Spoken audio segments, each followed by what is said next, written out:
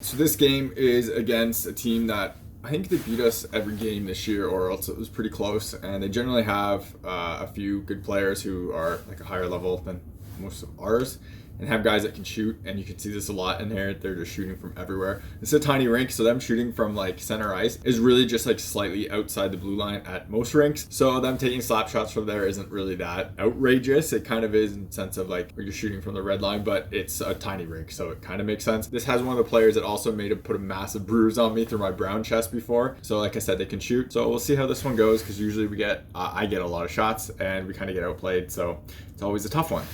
So if you're buying hockey equipment and you want to support the channel, check out the links in the description. In the US, check out the links to Pure Hockey. In Canada, check out the links to Hockey Supremacy.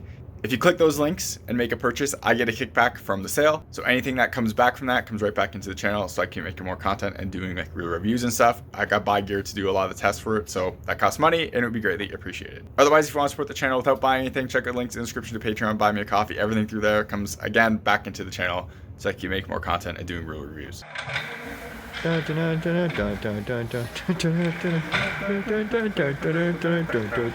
Y'all ready for this?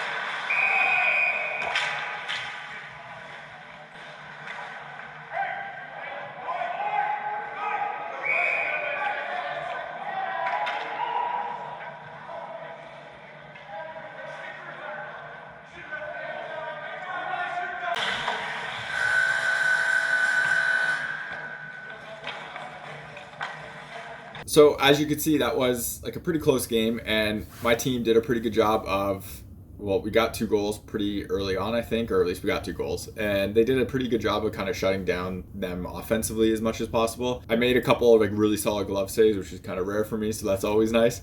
And then I let in 1 goal, so that's always like a pretty good thing. I was using the true pads and the gloves I was going to use for playoffs for this team to 600 break glove, or clone of a 600 break glove, just because it worked best with my wrist brace and we're getting close to playoffs and my wrist was bugging me, so I had to basically lock down what gloves I was going to use. I think like the next day from this one is when my playoffs started from one of my other teams, so I didn't want to kind of switch gear anymore, so I was kind of locking everything down. For this game I thought I played pretty good, and the 1 goal, I just like, the guy took a nice shot, low blocker, and I'm even like semi decently squared. He kind of pulls it in, and him pulling it in, I didn't really even get off like that much offline. He just shot it below my blocker. I didn't react fast enough. The guy's a good shot and it was well placed, and it's one I probably should have had, but considering how I played like this whole game, sometimes you just don't get all of them, and this one was one of those where I probably should have had it, but it was a nice shot too, so not too disappointed in it. But it was definitely a good finish for the team, and it's a good, like, I'm not gonna say morale booster, but like, that's a solid team that we have to play hard against, so beating them is always a good thing. You're watching HockeyReviews.ca.